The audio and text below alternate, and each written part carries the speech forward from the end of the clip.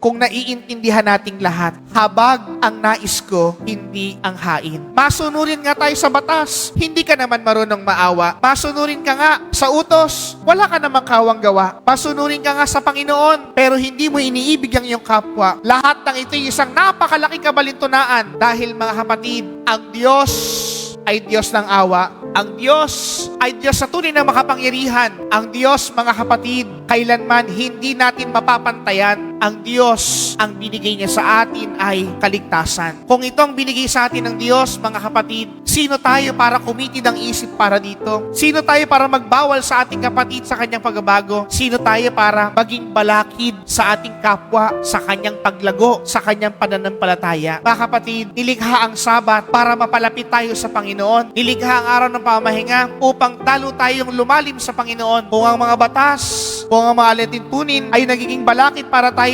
mapalalim sa Panginoon, hindi ito nakatutulong sa atin. Ang nais, mga kapatid ng Diyos, kaya niya nilikha ang lahat ng mga batas na ito upang lalo tayong magkaroon ng malalim na ugnayan sa Kanya, upang madisiplina ang ating isipan sa ating pananampalataya, upang makita ang Diyos sa isang diwa, sa ating puso, sa ating kalooban, sa ating buong pagkatao. Mga kapatid, ito ang tinuturo sa atin ng Panginoon, ito ang pinahayag ng salita ng Diyos, ito na ay magkaroon ng kaganapan sa atin ng lubos. Sa ngalan ng Ama, at ng Anak, at ng Espiritu Santo.